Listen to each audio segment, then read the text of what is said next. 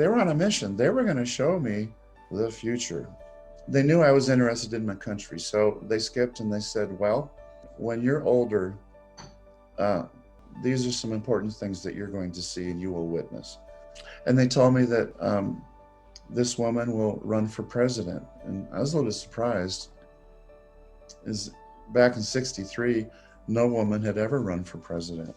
They said, yes, she's running for president. And she will be there with, it was put to me like another president.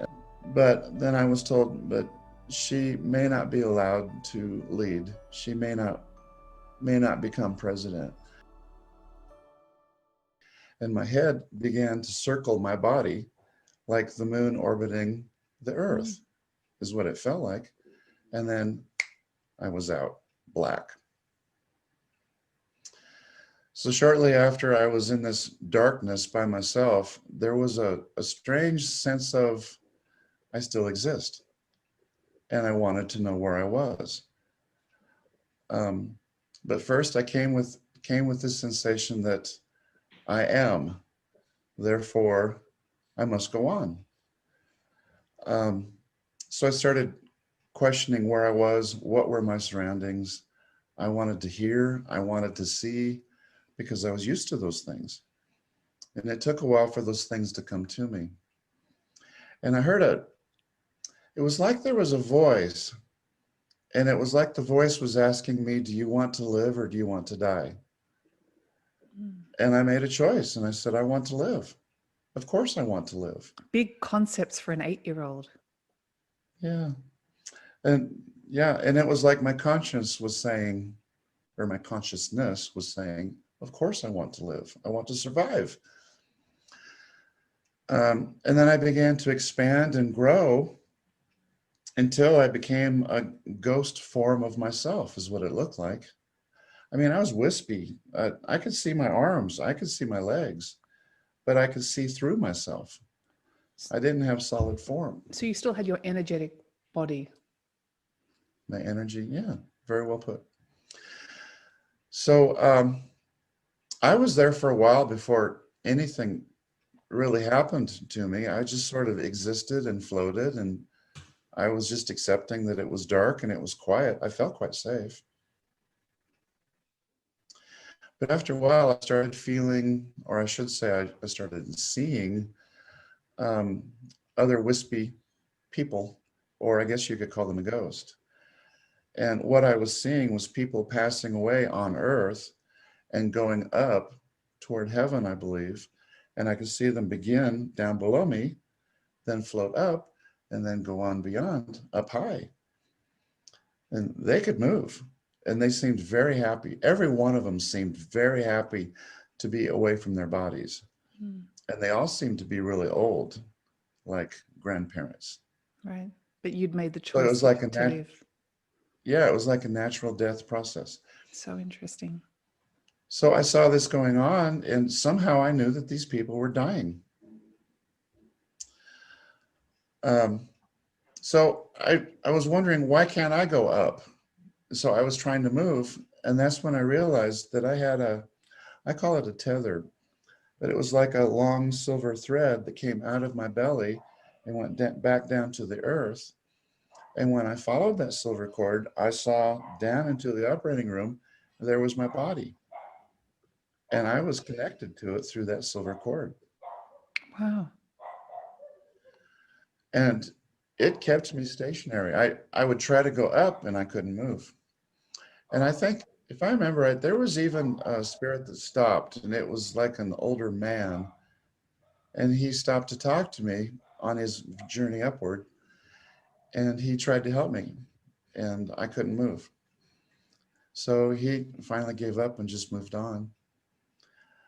And I was okay for quite a while like that, until I suddenly realized I wasn't alone.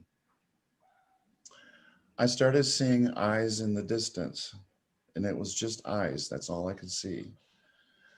At first there were just a couple, and then there were several, and then there's like a group.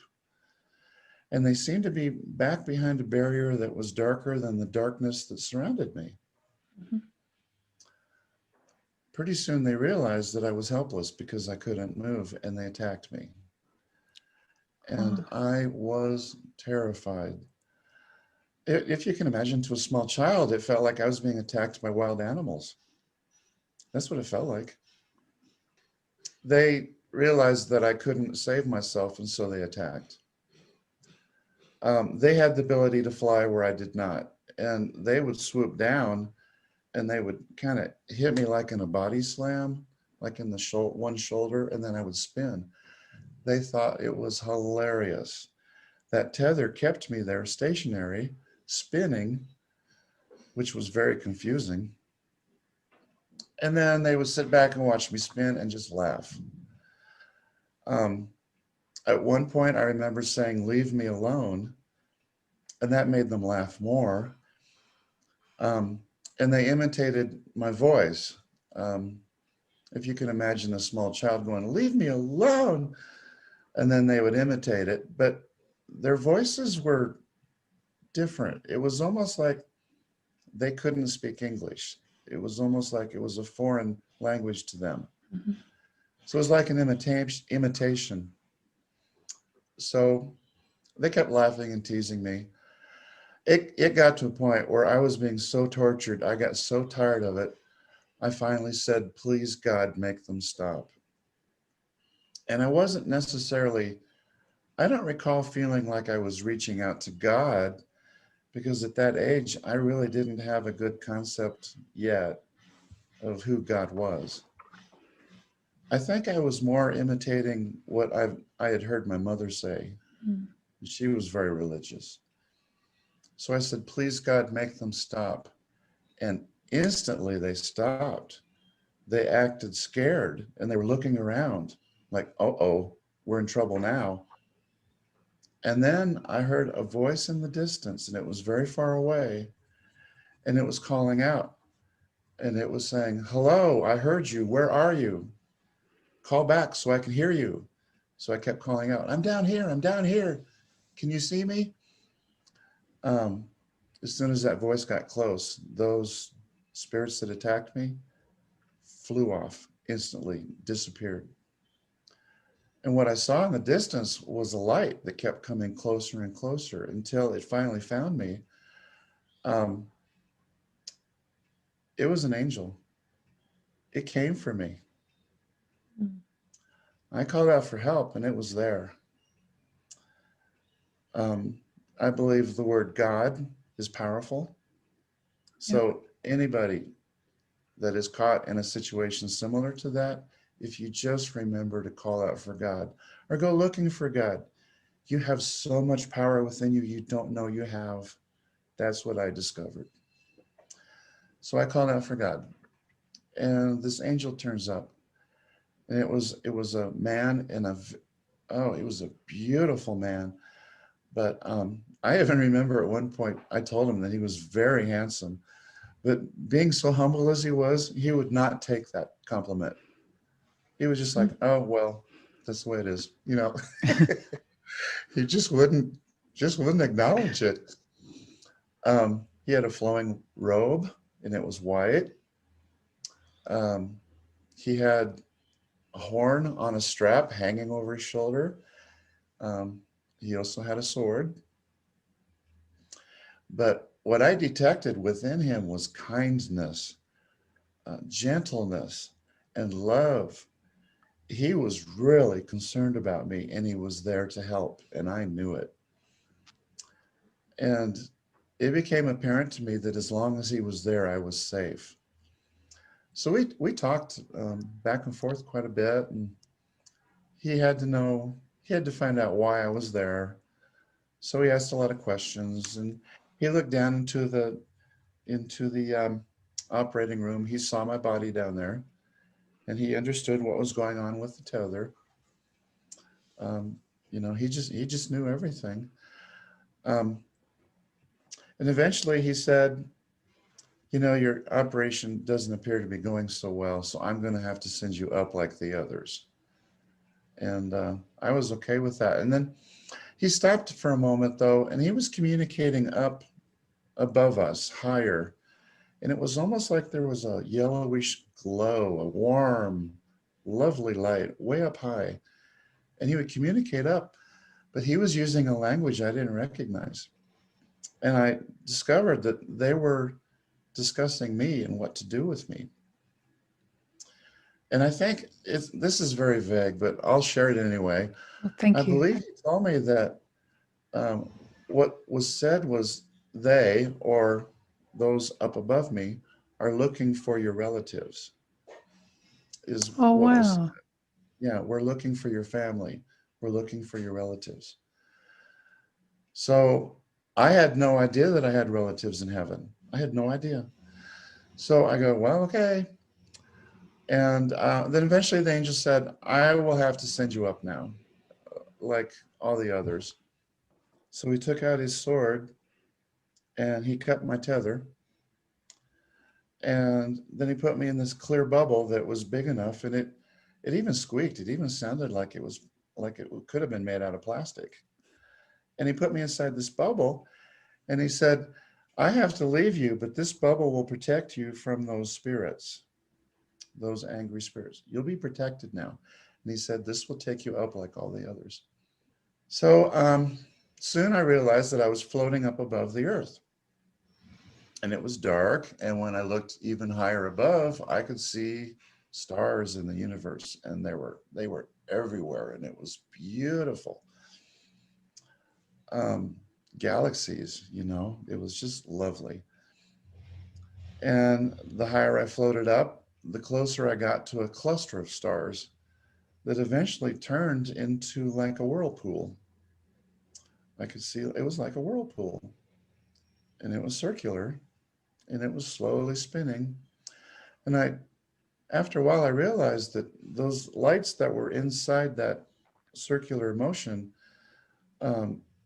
it wasn't stars, it was people, spirits like me. And then I looked back toward Earth, and I saw they were like channels. I don't know how else to describe it, but it's like channels of people, spirits coming up from the earth up toward this tunnel, just like me. And then I realized I was inside one of those channels as well. And there were people around me. And some of them spoke languages I didn't recognize, but they all seemed very happy. So I was happy too. It's a totally new experience. So we all we all got inside the tunnel, and then we were all separate, loose, I should say. And once we got inside the tunnel, it's just sort of slowly looped, and we all just sort of went up and up and up. Brilliant lights, colors, excuse me, like ruby red, royal blue, emerald green, the most pure, thick, deep colors. Yeah. Like gems. And it was just sort of like a roller coaster where we just sort of gently swooped and went up and up and up. But as we went further into the tunnel, it got a little more, I don't know, intense. Like, it wasn't uncomfortable, but it went faster, it seemed. Mm-hmm. Then when I got to the end, I suddenly was popped out of the tunnel. I was all by myself. And it was dark again, except for there was a very light, hazy light, like a cluster of clouds above me with a real soft light up there. It was soft like cotton. So my bubble continued to carry me up until I hit those clouds, and then it just stopped. And I sat there thinking, you know, I've stopped. I could tell the motion stopped, and what's going to happen now? I just had no idea. Suddenly, two hands reach out from inside that cloud, grabbed me by the shoulders, and pulled me up. And then all of a sudden, I was above the barrier, and I'm standing there, and there's a man in front of me, and I had no idea who it was. He was a happy-go-lucky fellow, and he was nice, and he was cheerful, and it was obvious he wanted me to be comfortable. Excuse me. So we talked a moment, and we're trying to figure out who we were. And I just didn't recognize him at all. And so he said, you know, I have some family just up here a little ways. My mom and dad are here. And he said, why don't we just go up here and I'll introduce you to them. So I went with him. So I'm surrounded by, I think there must have been at least 10 spirits, at least. And I call them spirits because I believe I was in the entry to heaven, or a form of heaven. So I was surrounded by at least 10 people, and they were dressed in old clothes like people who lived in the 1800s. And their hairstyles resembled that too. And they were all talking at once, and they wanted to know who I was. And I finally just backed up and I said, I am Kenneth Peter Lett. And two of the women, the older women that were among them, they sort of just took their breath in and, we know that name. And so they got closer and they said, who's your father? And I told them, well, my father, his name is Lyle. And they go, he's our grandson. Oh.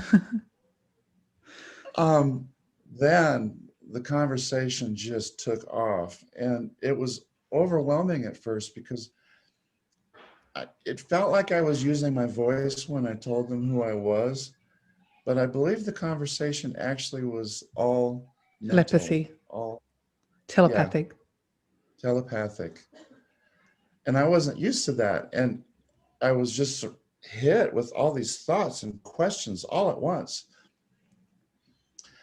They realized after a while that I didn't know who they were. So it was like they loved me immediately and that they wanted me to be okay. So they started telling me who they were. So when the two women told me that they were my dad's grandmothers, they understood that the concept of my dad having grandparents I had never heard that. Yeah. He never talked about them. You know, I had living grandparents on earth and I knew them very well. But the idea that they had parents beyond never occurred to me. Yeah. There was just grandma and grandpa to me, but them having parents, how did that happen? It just didn't register at first. So they finally started talking to me about it. And then it suddenly dawned on me, well, of course, grandma and grandpa were young like me at one time. So they had to have parents. It all finally just soaked in all at once. Then I was surrounded by family, all kinds of people that wanted to talk to me and share things with me and tell me about things they knew about my father. And it was a big learning experience. I even met a couple of my dad's school teachers who told me that he was a very good student. Wow. Yeah, that he was a good kid, you know. And they asked me about school, I think, and I was kind of, yeah, I try, you know. But there was no judgment up there at all. It was all lovely and forgiving and just supportive. It was just great. So eventually my great-grandmothers, and the two that I met were on my father's side. I don't recall meeting my great-grandparents from my mother. I might have later, but at first it was all focused on my father's side of the family. So then they wanted me to meet my two great-grandfathers. So I did, and really nice people. And then once I met my great-grandfathers, they kind of stayed with the women who had been their wives. They kind of stayed together as couples. I think they understood that when they were together, I put them in the category of grandparents then. Right. So it was easier for me to, you know. And again, you saw them all in the physical or an energetic body. They looked, yes, they were spirits like myself, but they looked, yeah, they had clothes. Did they live in And, houses? That's a bizarre question. Or were they just there? They were just there, but as far as structure, when I first met my great-grandfather Let, he was like in a garden, and he was sitting in a tall chair like this. And that's partly why I bought this chair, by the way. Okay, great Is chair. because I got to sit in my great-grandfather's chair when I was up there. And it was a nice chair, but I didn't understand, why they had chairs, but I got to see it and I got to sit in it. So, so we talked and chatted, and in general, we just got to know each other. Then my great-grandmother, one of my great-grandmothers told me, somebody very special is coming for you. This is going to be an exciting experience, and don't be frightened. This person is very powerful, but they're coming to say hello, and they want to know you. And I said, okay. By then, I was just so happy, and everything was so great. I just didn't care. So a woman showed up, and she was wearing, it looked like, it was almost like a robe, but the cloth was very rough, and it was very loose. It almost looked like a knapsack. But the one thing that stood out about her was her hair was all chopped and very uneven. And I must have said something about it.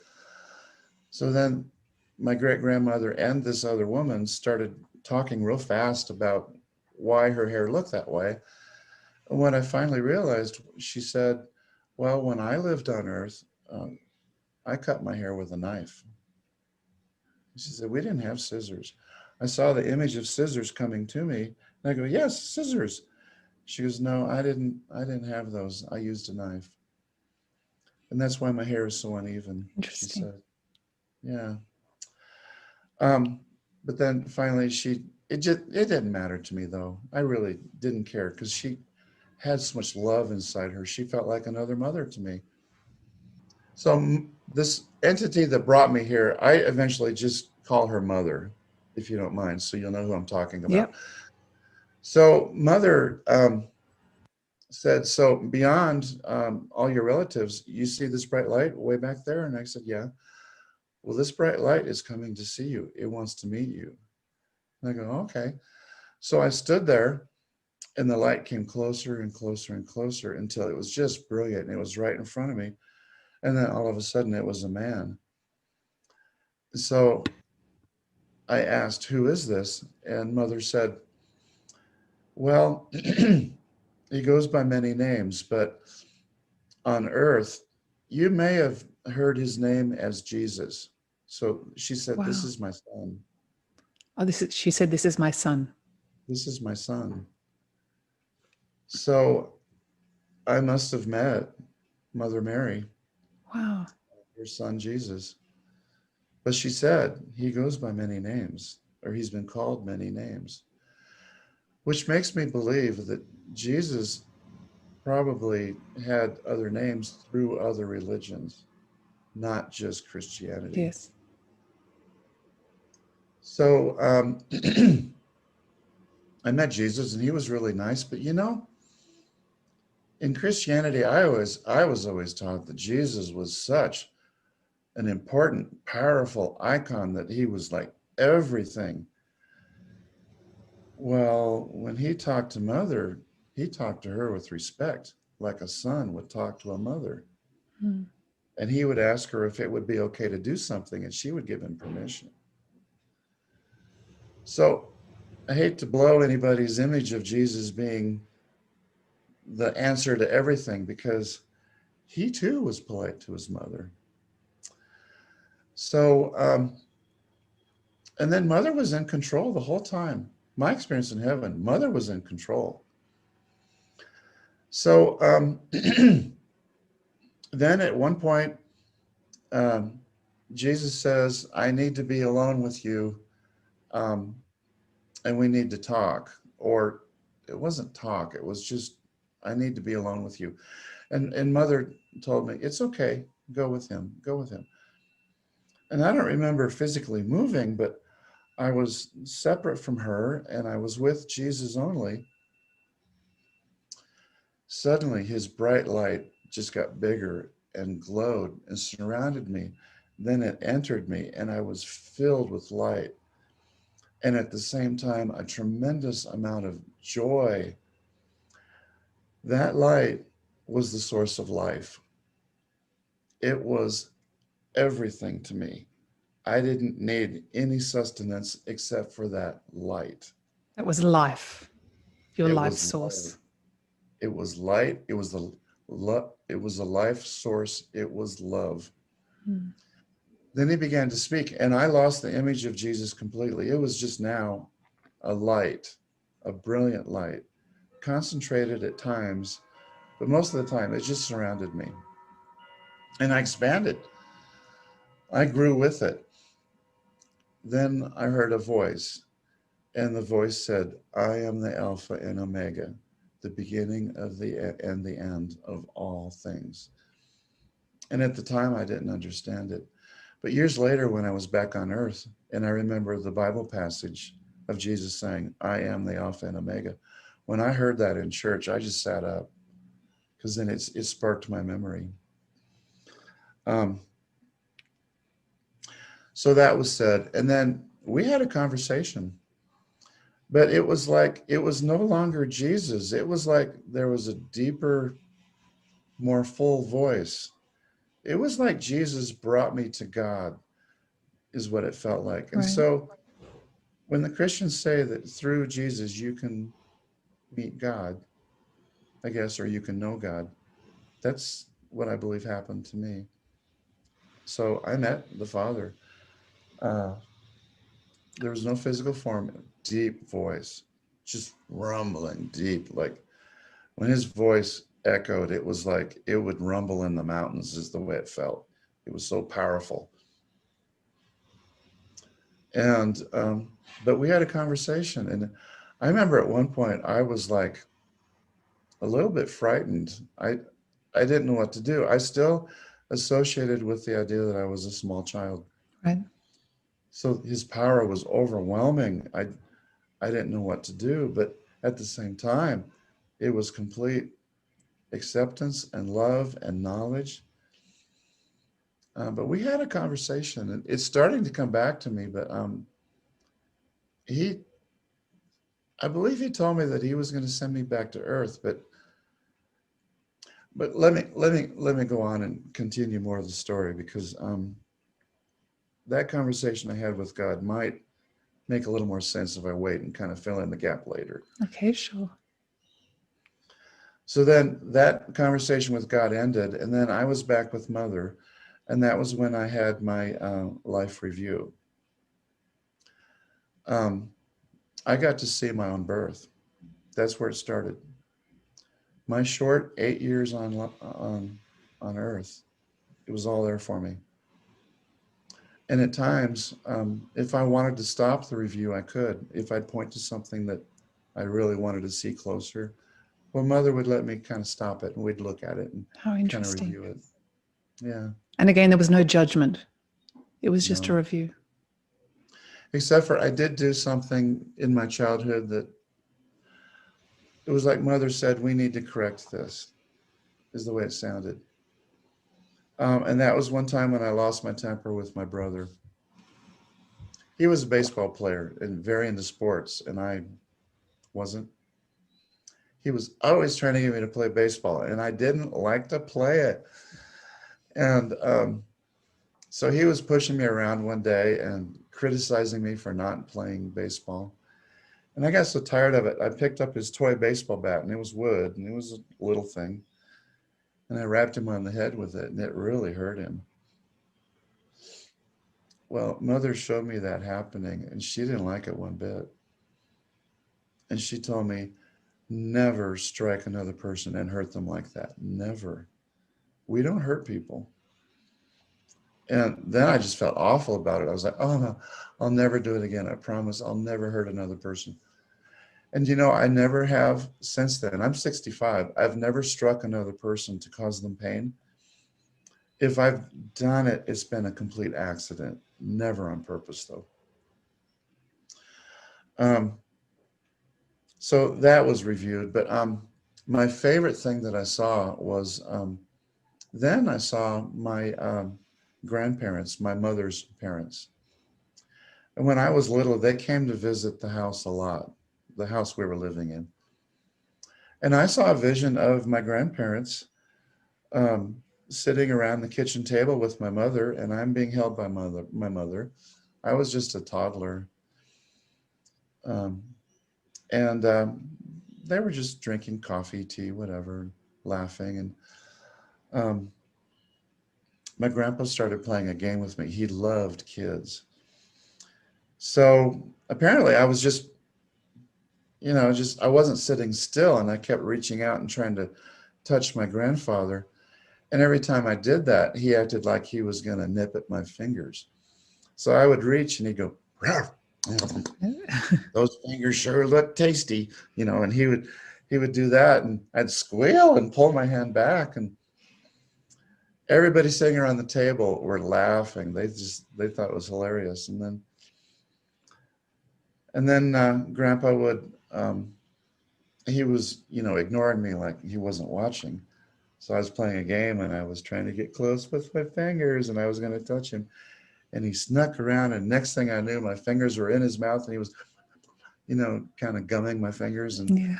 I was squealing and pulling my hand back, and everybody was laughing.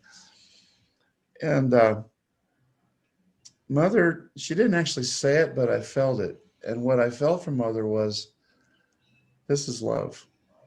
This is true love, playfulness, laughter, enjoying each other's company. That's what she really enjoyed. She loved it too. Now, and I had aunts and uncles that were there, but they were young. They were still in grade school. My mother was one of the oldest in her family. So she was having babies, and I was one of them. And yet she had brothers and sisters who were still in grade school. Right. So I have an aunt that's I think she's only 3, maybe 4 years older than I am. Gosh. Big Yeah, family. so 11 kids. Wow. Yeah, That's 11. amazing. Yeah. So, so we saw all that. And then when the review was over, I guess I should mention my birth. I noticed something about my birth that I did not like, or at least I should say it just stuck with me. And that was that the doctor was being really rough.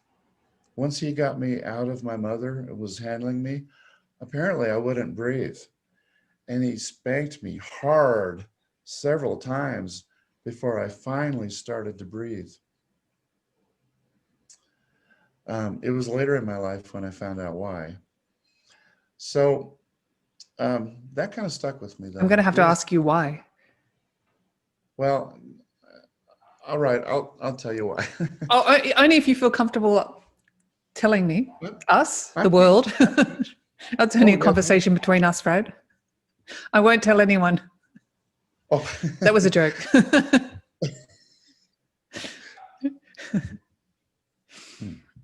Sorry, excuse me. Later in my life, back on Earth, I'm married. We have a child. Visiting my parents. Mom and Dad are getting older. We went for a walk. My daughter, Jennifer, she was only about 4 years old, maybe 5. Going for a walk in my hometown, and we went past an older house, and we stopped, and my mother said, "You were born in that house."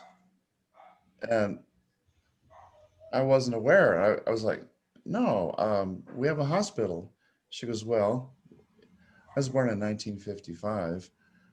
The hospital that I was familiar with was built in 58. So she pointed to a window, an upper level window, and she said, "You were born in that room up there." And so I was looking at all of it, and she goes, "Yeah, and there was something kind of bad about your birth that maybe I've never told you." And she said, the doctor made a mistake. And she said I was overdosed on laughing gas. apparently in 55, that's what they used to ease the pain for birth. Right. Uh, she told me briefly that my father was a hunter. The doctor was really old. He was a hunter. He wanted to take a cigarette break and talk with my dad during the birth. So the doctor took the mask that was, with the laughing gas. He just set it on the table next to my mother's face, turned it on, a strong stream, and told her, I'm going to go take a cigarette break and talk to your husband. So when the pain really hits, just turn your head into the gas and take a breath, and I'll be back as soon as I can. Well, he took a long break, and when he came back, the mask was stuck on my mother's face and she was passed out. Gosh, okay.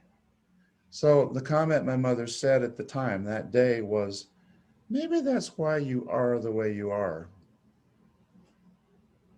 And I was like, what? What are you talking about? She'd never said anything like that to me before.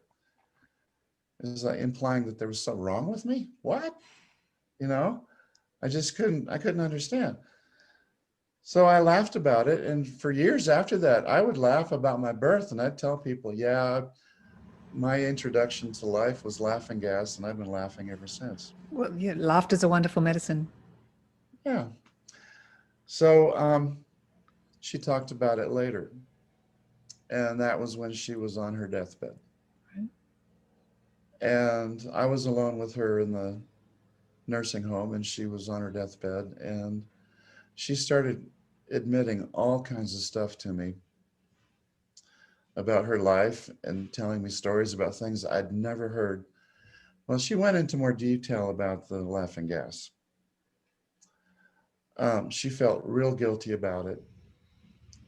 She felt like she had failed me somehow by allowing herself to get too much gas. She felt like she should have gotten away from it, but she didn't. And it almost killed her. She had so much of it. So much that she couldn't really function as she was giving birth. She had to be revived. And the doctor had to work on her a long time. So I have a memory of my birth, and I believe it's because I reviewed it during my near death when I was 8 years old. Yeah.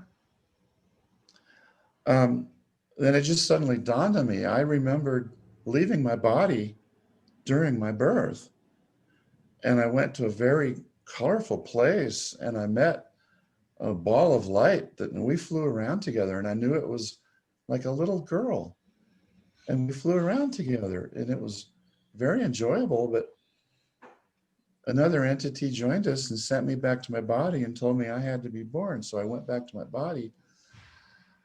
Beyond that, the birth was really rough, and Mom lost some of her muscle control. The doctor had to use tongs and pull on my head to pull me out. It was really rough. And then I remember floating in and out of my body after I was out of Mom, and the doctor was holding me. And I wasn't breathing because I was fine. I was happy. So I was like half dead, I guess you could say. He kept spanking me to get me to come alive. And somehow that drew me back into my body. And then when I fully entered my body and he hit me one more time, I felt it and then I cried. But Mom told me for weeks after I was born, I was not responsive. She thought I was retarded. And the doctor even told her that he warned her that I might have brain damage because of it. So Mom felt terribly guilty about it my entire life, but never told me. Oh my gosh, but you don't have brain damage. Well, thank you. I have some strange tics, but Well, we all do. No, I'm pretty normal.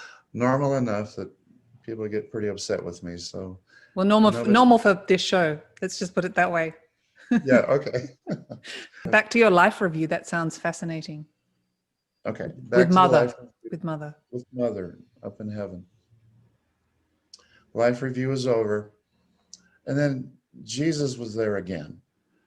And they both took me to like a barrier, and it was like an opening.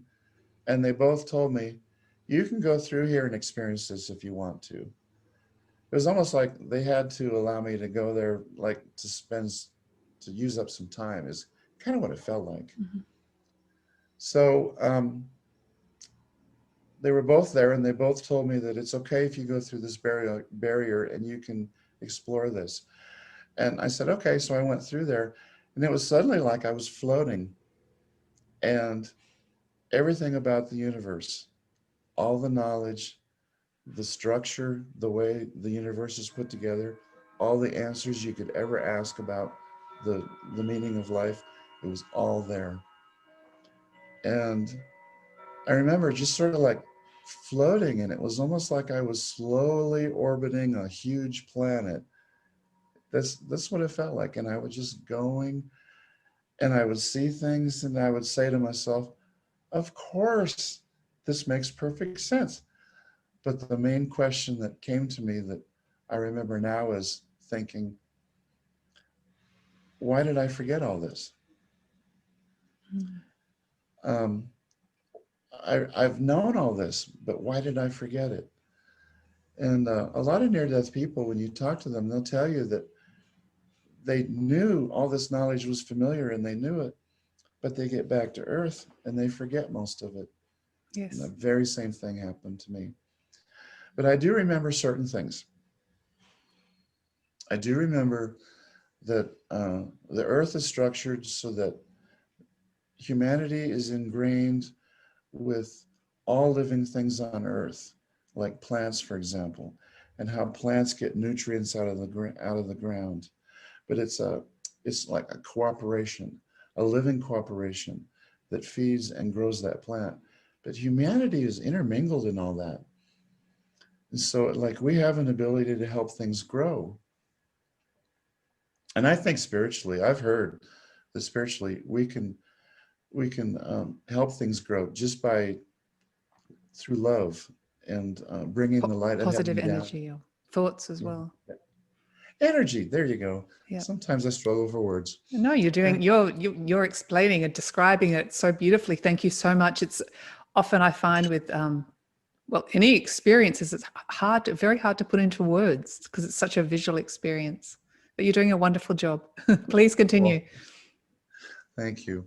So I saw that. One thing that really struck me, and recently in the last couple of years, it really has come to me. I've heard others mention vibrations. When they were around all this knowledge, heaven was, heaven was full of vibrations. And at first, when I heard somebody say that, I was like, vibrations. I don't really remember that. And then it dawned on me, oh, yes, I did. It was almost like I would go past like a wall or a barrier, but it was not hard, but it was like a place. Mm-hmm. And then if I would stop and I would listen, I would hear vibrations in heaven. Some of them were deep and rumbling and then others were like birds that were chirping, and they almost sounded like singing, but I could see the vibrations. These barriers that I saw, I could see the ripples of the sound waves going through. And so when I'd stop and listen, I could hear some of them are far, far away and I couldn't see them, but I could hear them. And then some of them were real close to me. I was surrounded by vibrations and they were beautiful. And it was like music. Another thing I saw, but I believe this was separate from being alone, floating through the knowledge. But I remember Mother being there, and she took me to a place where it was almost like the Mormon tabernacle. I don't know if you're familiar with that, but there were people, and it was mostly women, a choir, sitting in chairs that, levels that went up.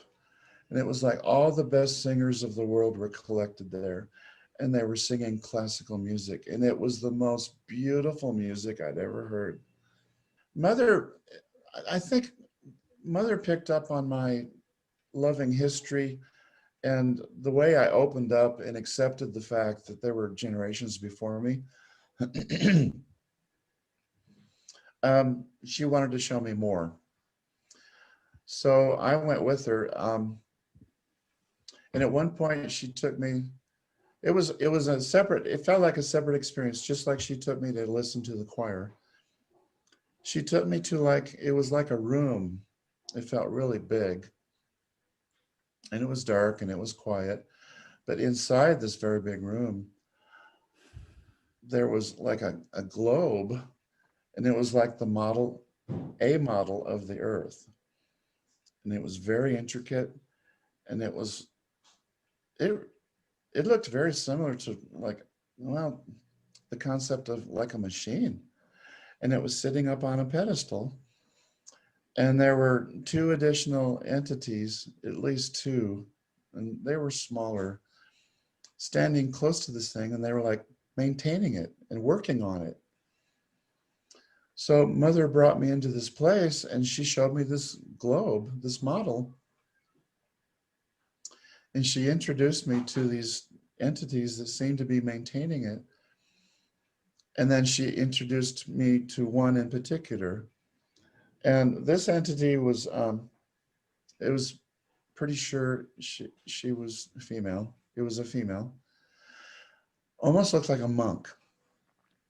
There weren't really any features except for she looked tall and she looked humanoid, didn't really have a face. But the way she communicated was like she was a teacher. Very down to earth, very factual, very, you know, if I tell you something, I want you to understand it. Like a school teacher would kind of handle a child. So I was handed off to her, and her job was to explain this globe to me.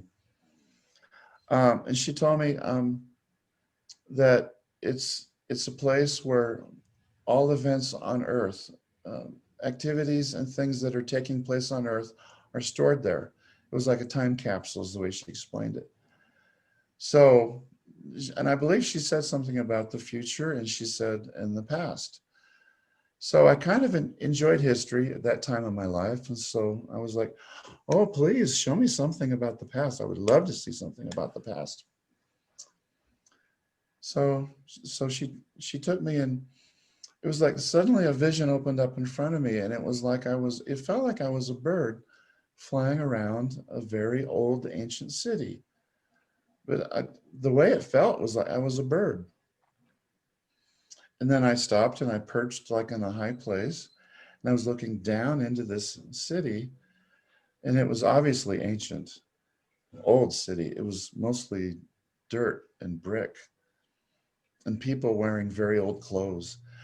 And there was like a parade, a celebration going through the narrow streets, and people were very happy and cheerful and laughing, and it was a carnival kind of like.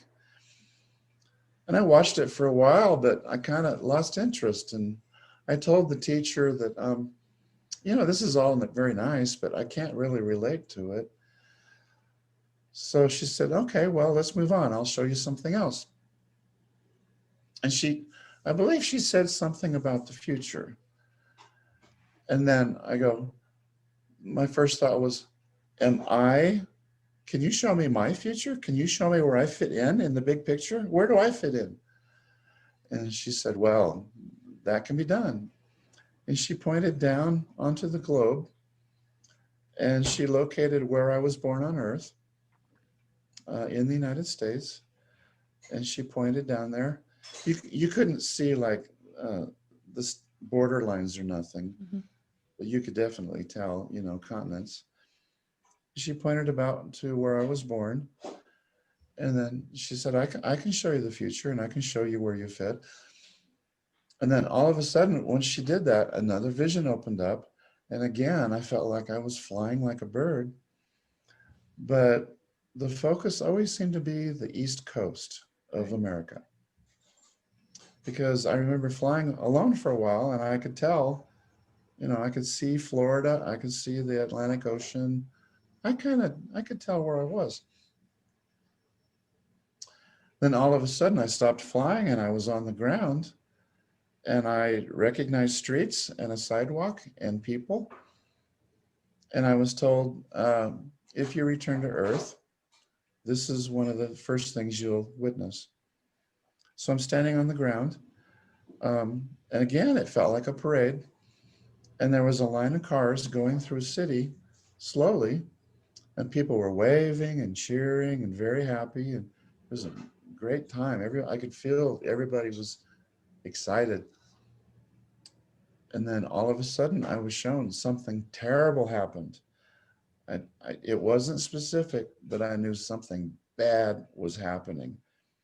And then suddenly the cars sped up and rushed away. And then I looked around, and all the people around me that had been happy were suddenly crying and sad, and they were full of disbelief. And I knew, without words being communicated, I understood the car where something bad had happened. That was the president of the United States. Wow.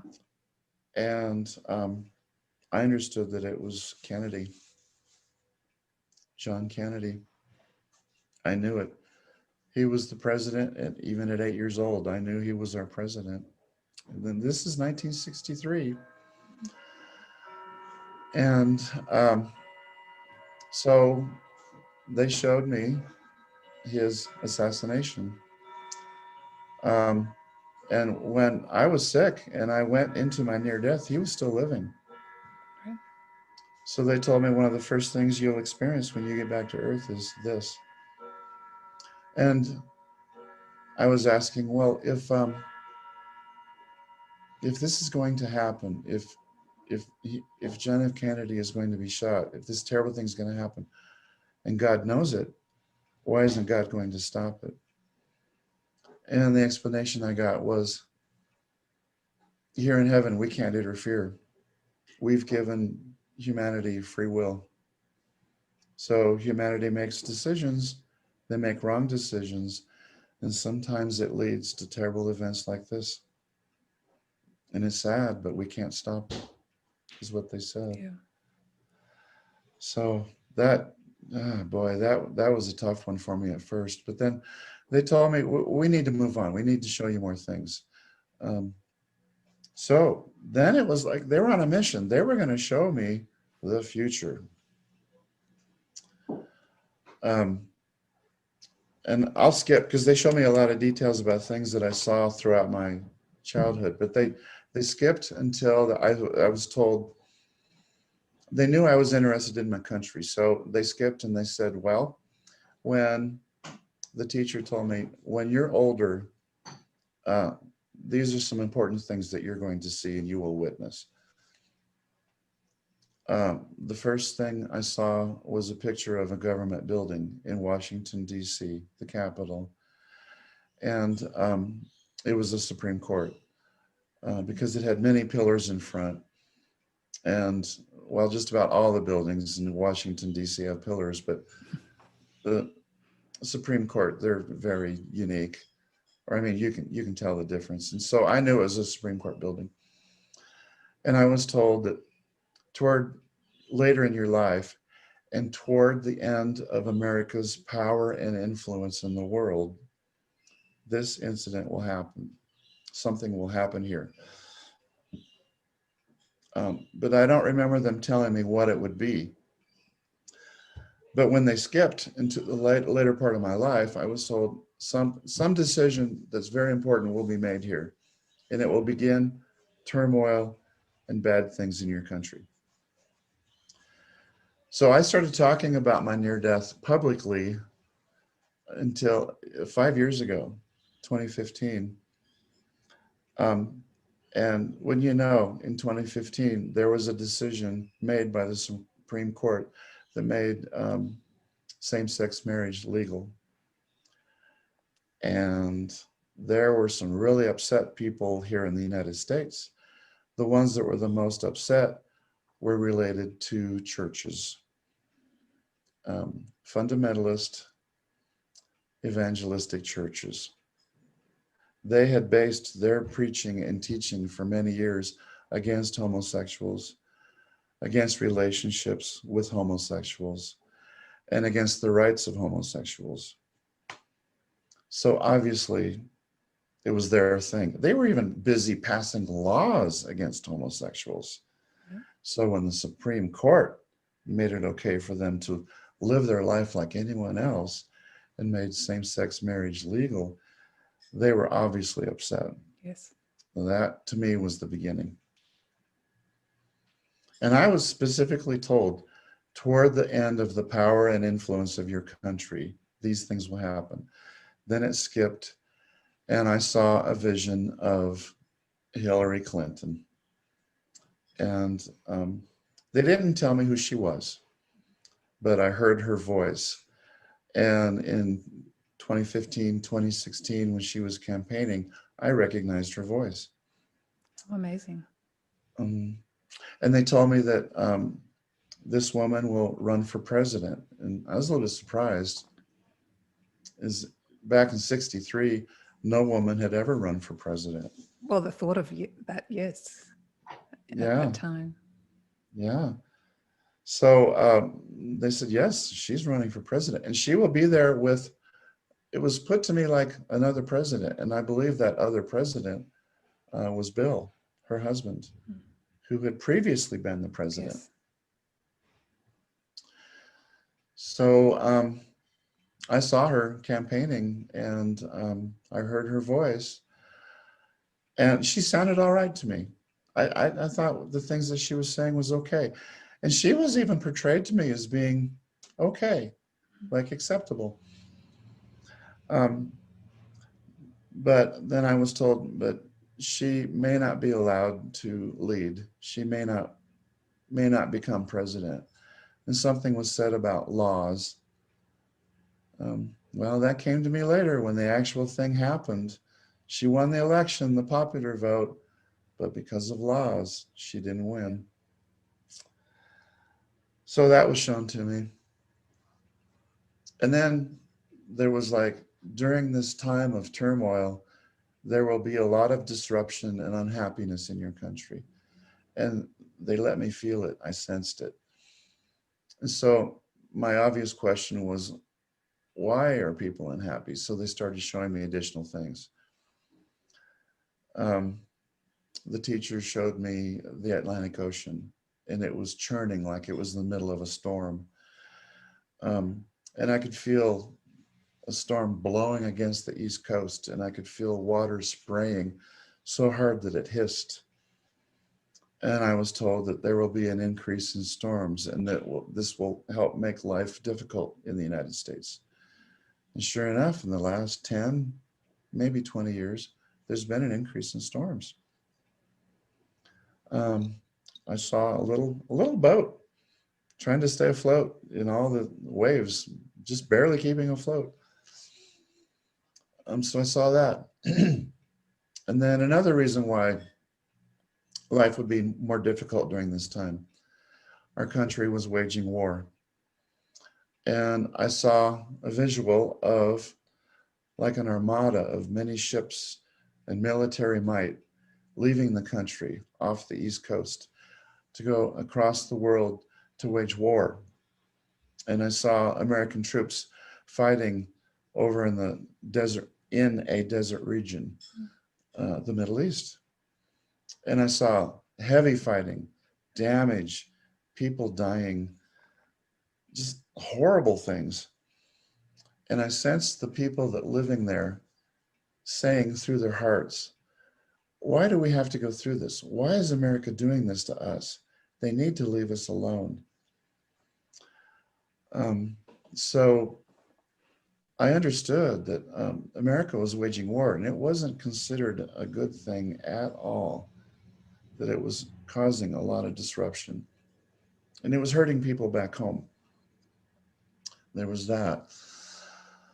Then I saw pockets of people along the East Coast, mostly where you would see big cities located. It was like concentrations of people dying, and where they were dying, it was like when a person dies, there would be a light and then their spirits would float on. So When I saw a concentration of lights, that was a concentration of people dying all at once. So I saw these pockets, like around cities, where people were dying. People were struggling to stay alive. Back then, when I first started talking about this, like 5 years ago, I assumed it was because of the storms. But now that COVID has hit, it's possible that I was showing people dying because of sickness.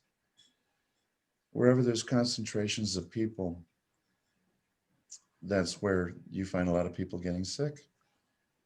Interesting. So I saw that. Then from there it skipped to, we had a bad leader, an angry, vile, hateful president. And I saw this man being very disruptive, shouting at people, shaking his fist, being angry and disruptive. And I saw that he had blonde hair. I don't necessarily recall his face, but I did recall the blonde hair. And I saw him arguing with people, and I saw fighting in the streets that he was triggering. And I asked the teacher, how did this man become our president? Well, then I was shown a vision of the Bible. It was a graphic explanation. So I saw a vision of the Bible, and then I heard a voice explaining to me that this is the path that humanity will take through history. And it looked like a bar graph within the Bible, flowing, dividing, additional lines going down. So I saw the history of humanity from the beginning, going down through the pages, stopping, splitting, more lines, going on and on and on. I saw some of the lines jump out of the Bible and land in old Europe, where there was the development of churches, like the Catholic Church, but there were other religions too. Then I was shown that those churches now established with their rules, their traditions, their beliefs, were going to come to America with migration of people, which is exactly what happened. Then from there, a line shot out of the Bible and went down into the deep south of America, the Southeast. It's called the Deep South. Right. And that's where evangelistic fundamentalist churches are very heavily involved in American culture. Then I saw churches, schools, complexes of buildings, all related to these churches growing and developing and spreading. I saw lots of people involved. And I understood that I was told these churches will become quite evil, and they will be the reason why this president is elected. And I understood at that time, what I was basically told was that they're very evil because they are telling people who to vote for in the name of God. And I knew that to be a very major sin, that they would do that, because religion has no place in politics. Yes. But that's what they did. But not only that, I was shown that they were begging for money from the old and the feeble to fund their great churches. That they were involved in establishing laws through their interpretation of the Bible, which is wrong and evil. I got the general perception from all of that God was not pleased with them at all. So that explanation was given. And I was pretty much told to stay away from them. They're not good. Okay, from there, I saw the angry president uh, causing fighting and demonstrations in the streets. And people were getting hurt. And then the vision skipped, and I saw this president in the Oval Office, and he was nervous, and he was standing behind his desk, and then he would get up and he would walk around his desk, and he was talking with somebody. I couldn't tell who that was. Talking with somebody. It was another man. And then he'd go back and he would sit in his desk, and it was like he was anticipating something.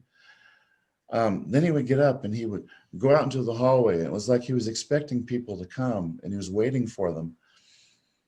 And he did that a couple of times. And then finally they came. And there was like 3 or 4 men that came looking for the president. And they came into his office and they confronted him. And they were like officials. They removed him from the office. They took him out of the White House and they took him outside. And it was like a graphic demonstration of they pushed him out of the White House. He had to leave. And then it skipped. And then it showed him, and he was no longer in his suit. It was like he was wearing street clothes, more comfortable clothes. And he was in Washington, D.C., in front of a government building on the steps. And he was in front of a microphone, or a microphone was in front of him, I should say. And he was yelling and shouting and getting crowds riled up, and he was shaking his fist, and he was telling them to fight, fight, fight. Then after that, I saw major demonstrations all over the country and people fighting. So there was something to do with the way he was removed from the office. It appears that got people angry and upset. Something about the way that was done. So I've had people ask me, did he lose the election? Well, I guess you'll just have to Wait they and didn't tell me see. that. Yeah, we'll just have to wait and see. So fighting goes on for a while. Disruptions. Then I saw this angry president encouraging people to fight one more time, and he was shaking his fist. Suddenly something strikes him, like he becomes ill. And I saw him like clutching his chest, and he couldn't breathe. And then he was in the center of like a spiral, like a tunnel, and he sank down into it, and it took him away. And I understood that to mean that he's going to get sick or possibly pass away. But then the vision skipped again, and I saw him in a hospital surrounded by family. And when I think real hard about who was standing around him in that hospital bed, I think one of them was Melania. I remember a woman. I think one of them was Melania. Big statements. I didn't hear anything they were saying, but they were all very sad. But he was out of the picture. He was no longer, I wasn't shown another thing about him, but the fighting continued. So I saw more demonstrations. And then I was shown some of the demonstrations. There was something important about them they wanted me to see. I saw people within the crowds who were demonstrating, who were being real disruptive. And the best way I can describe them was they were like black shadow people. And, excuse me, not the race, not black people per se. As in a negative. Black shadow, yes. Right. Black shadow people as in evil, no love, empty hearts. And they were encouraging people to fight and be violent and to be destructive. So anybody that's watching this that has an interest, that maybe you're someone that participates in demonstrations because you want change in our country, that's fine, demonstrate. You should demonstrate, but avoid the black shadow people. Avoid the people who want destruction and fighting. If you see somebody encouraging destruction, Stay away from them completely. Avoid the violence, which is what was one of Avoid, in your life review. avoid the violence, exactly. And then from there, it skipped, and I saw demonstrations around a building that it looked kind of like a tower. It wasn't really tall, but it was kind of tall. So I guess you could call it a sky rise. And it was in a major city, and I saw demonstrations going on around this building, around the base of it. I saw the black shadow people again, and they were acting covert. They were hidden. They didn't want people to know they were there.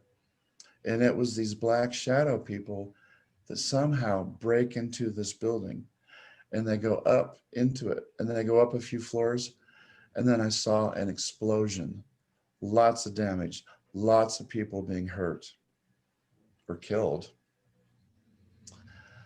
And so I turned to the teacher, and I was asking, what is going on here? Why is this happening? What's the significance of this building?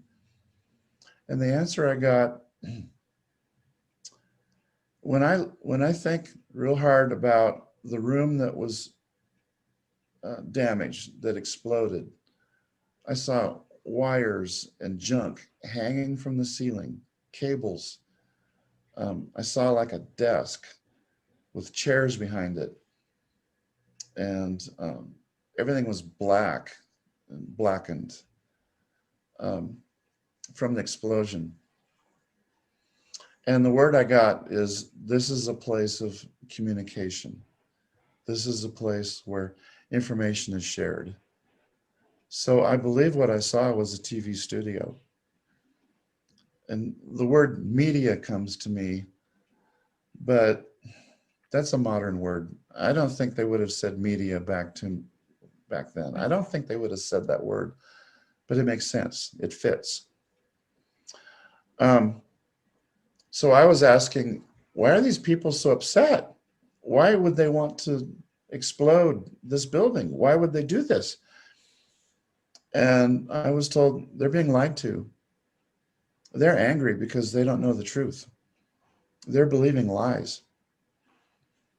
So I'm not certain, but geographically, if I try to point out where I saw this located, Atlanta. It seems like it was Atlanta, Georgia. And what building is the Tower of Communication?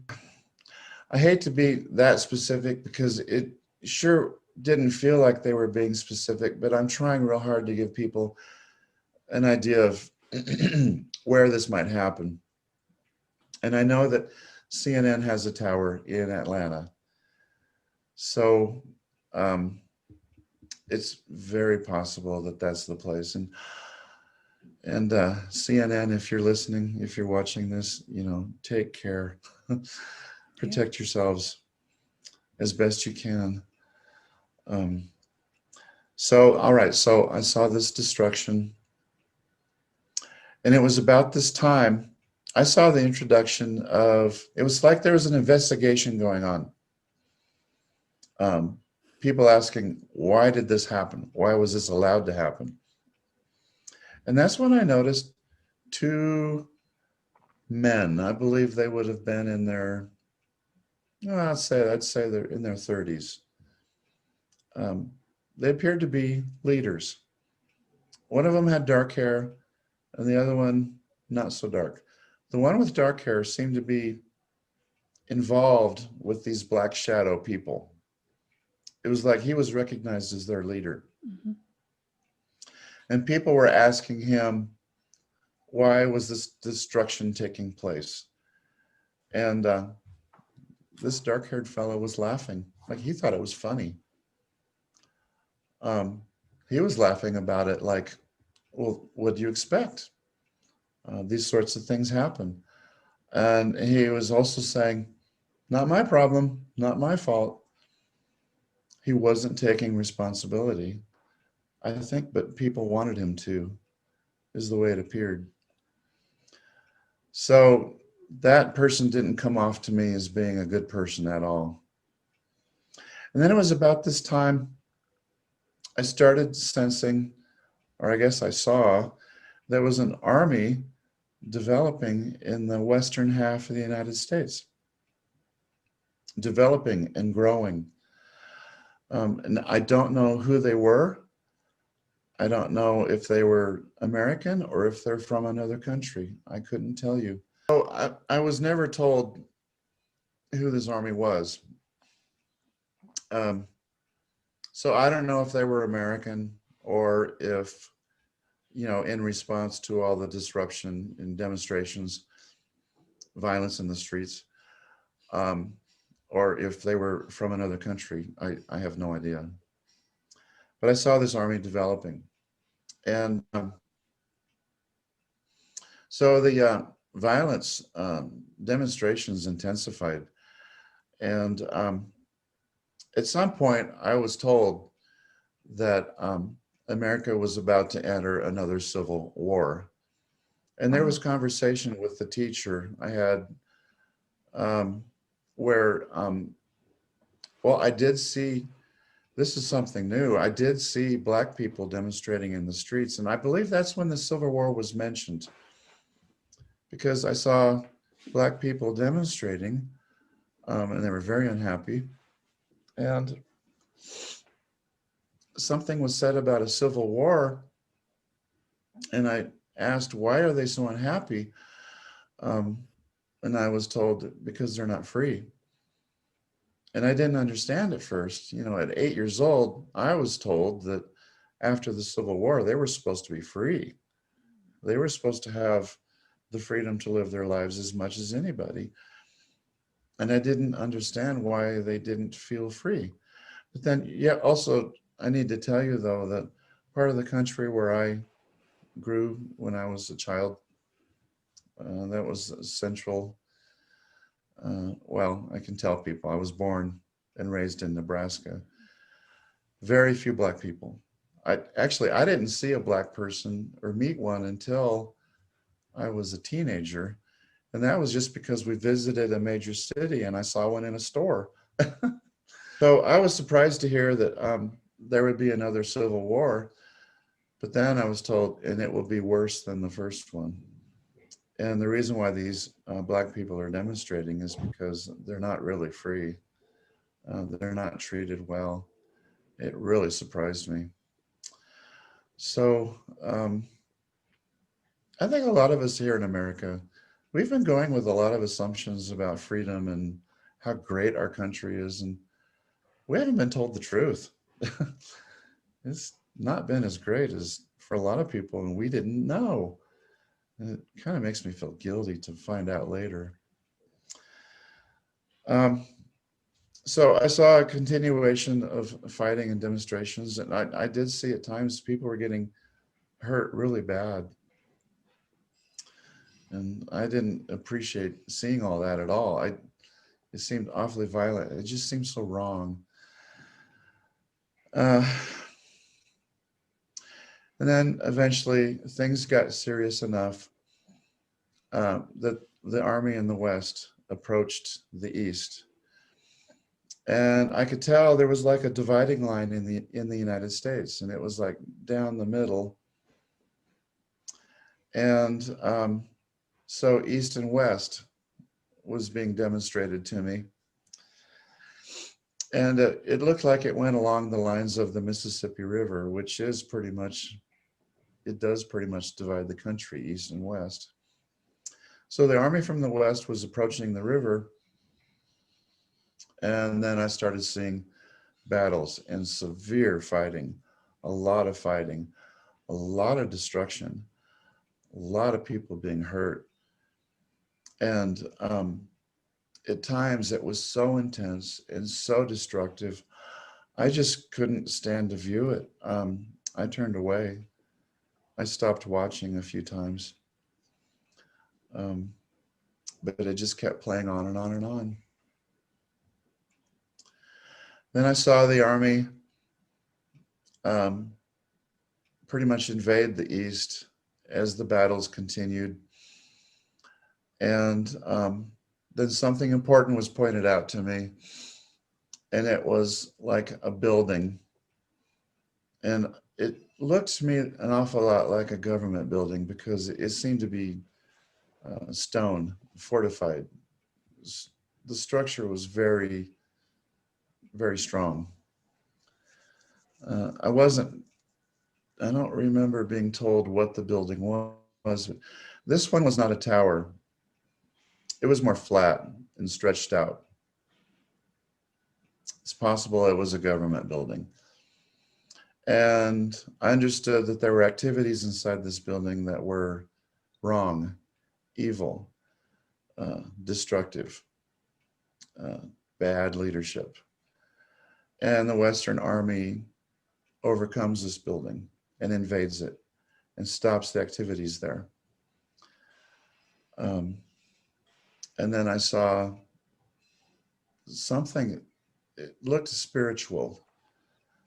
A graphic description of it looks like, well, I knew there were people dying inside this building because there was fighting.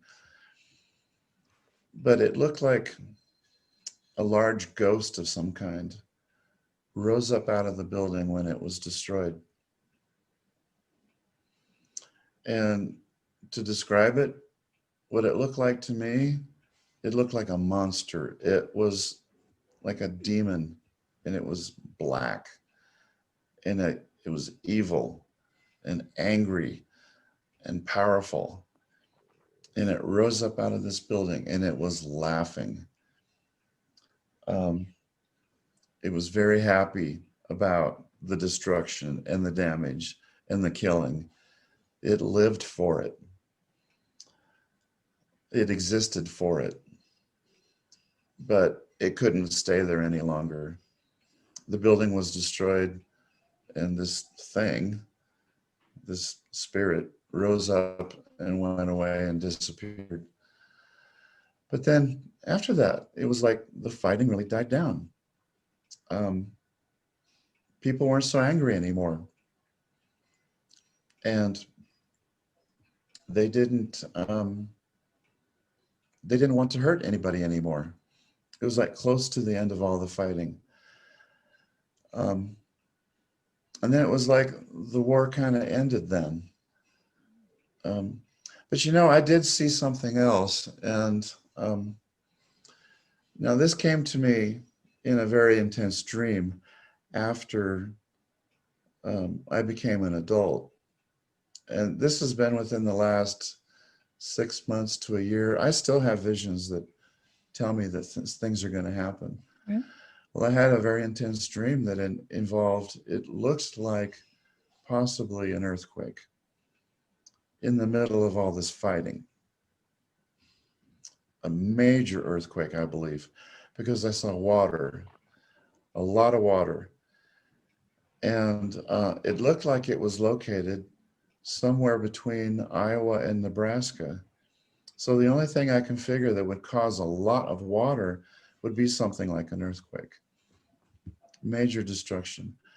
And then I saw a lot of people all at once, like in a city, drowned, die, completely overwhelmed by the water. And all at once. It's just disturbing and sad. And I hope it doesn't happen. I really do. It would be a terrible thing. So the fighting finally comes to an end.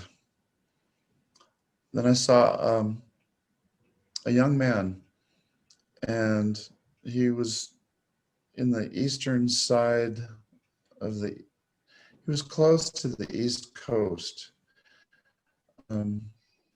maybe somewhere around Georgia is the way it felt. And he was sitting around a lot of destruction, around a shelled out building. And he was wondering, why did all this have to take place? Why did so many people die? And why did we believe so many things that were wrong that caused us to fight when it didn't do us any good? It caused nothing but destruction, disruption. It killed people. It didn't have to be this way. I felt a lot of remorse coming out of this young man. And after that, I saw people starting to try to put their lives back together again. There was some picking up, some development again, some putting things back together, trying to make life good again. Yeah. And I saw that going on. But then shortly after that, I saw, well, like our government had changed. And it wasn't like the same America that we always had before. Like there was an attempt to make this the new America. Like all that destruction in the war completely made it necessary for our government to be changed, something else. Right. Now, I don't know if it's because our country was overwhelmed, and not only did we lose the Civil War, but we were overwhelmed by another country. Therefore, we had to reform our government. Or if it was because there was recognition that how our government had acted before needed to change. But it was like a revision. It was the new America. Mm-hmm. But then again, I saw disruption again. And it was like fighting started again. And I remember thinking to myself, why? Why this cycle of fighting and destruction again? And then it was after that, I saw a huge explosion.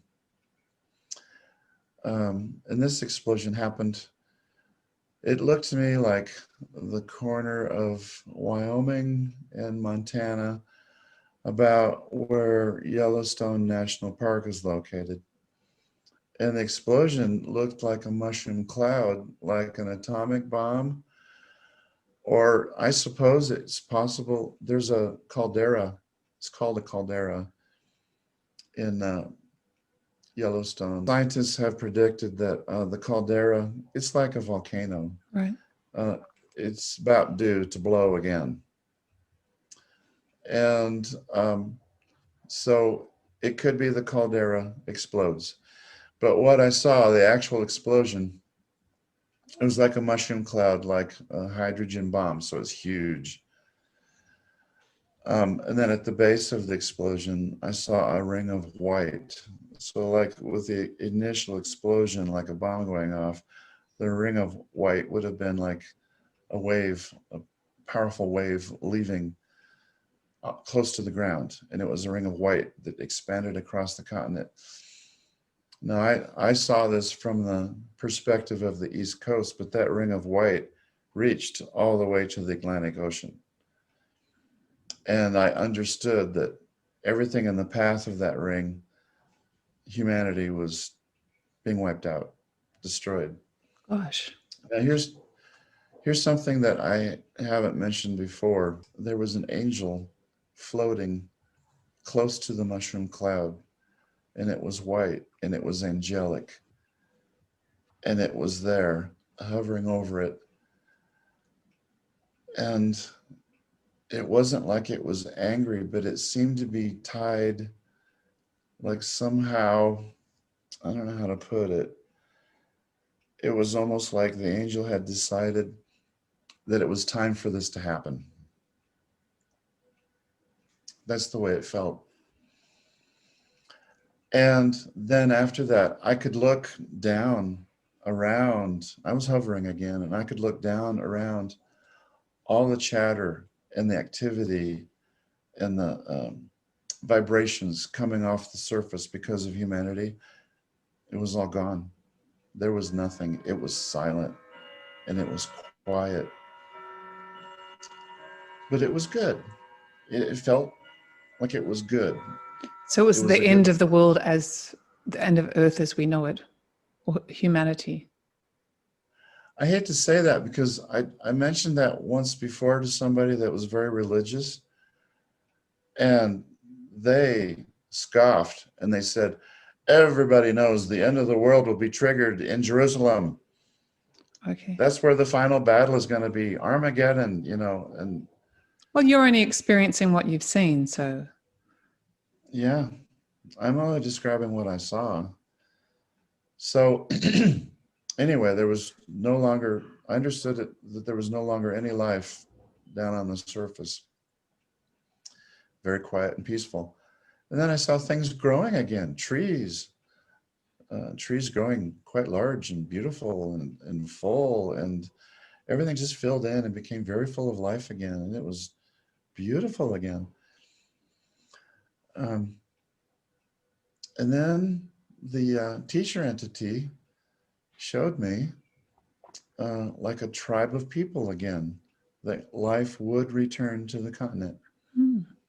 And the teacher showed me it was like a tribe, and they were very far in the east. And I keep mentioning Georgia for some reason, but Georgia's on the East Coast, or it could have possibly been the Carolinas, which are a little bit north of there.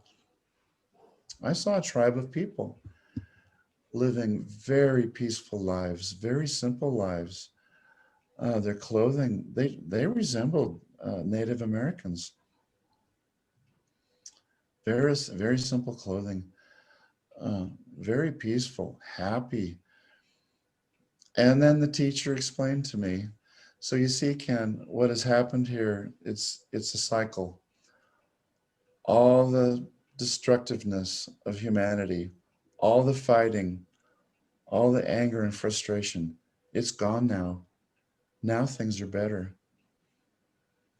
Those people were very loving and loved each other and helpful and very spiritual. And I got the impression they had enhanced spiritual powers. They were godlike, is what it felt like to me. So I believe what I saw is humanity right now, before the war, we're on the cusp of a great elevation. Humanity has come to a point, it's time for us to grow. We're going to go beyond this destructive phase. And when all this is over, the cycle is going to be complete. And humanity is going to develop beyond what we are today. And we're going to have spiritual powers. We're going to be more godlike. And I believe we're going to be more like Jesus. Because Jesus we are said, eternal. We are eternal. And we are godlike. We just haven't been very good at developing it. I'm sorry I Jesus interrupted said you. that- Jesus said, yes, please. Sorry.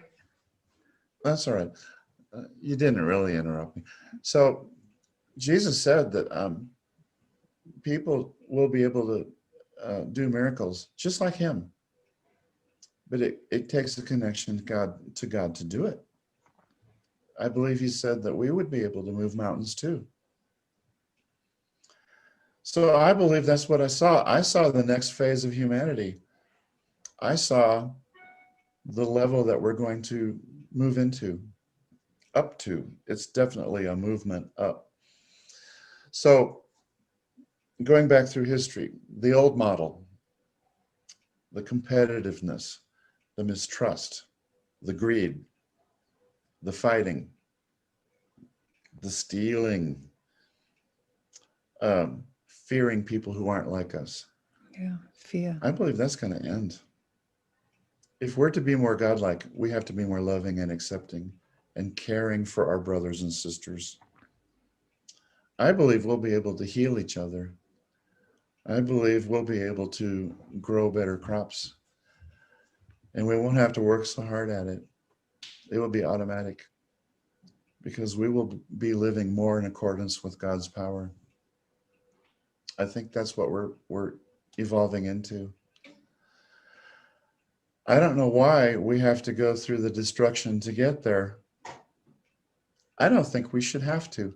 I think if people would understand that there's a better way to be, I don't believe the war actually has to take place. I guess you'd have to go to heaven and be shown things like I was shown to understand, that timelines and timetables and years and all that, that just isn't shown. You Yes. don't feel it. You don't know it. Because there is no time. Yeah. Oh, I can tell you too that for those who really would like to have some sort of semblance of time as far as the Civil War goes, during all the fighting, the visions, all the destruction, it was stopped like 3 different times. It was stopped by the teacher. And she would stop the visions, and then she would ask me, what will you do here? Because she showed me what I would look like during the fighting. She told me I would witness this, but she told me what I would look like, and she showed me. I look like me right now. And she showed me that I would be concerned and vocal about all the fighting. But she stopped the vision and she asked me like 3 different times, what will you do here? Or what will you do there? And it seemed like my answers always fell short. I even asked if I should, because of my knowledge of all this, I asked if I should get involved in politics. And the answer was absolutely no.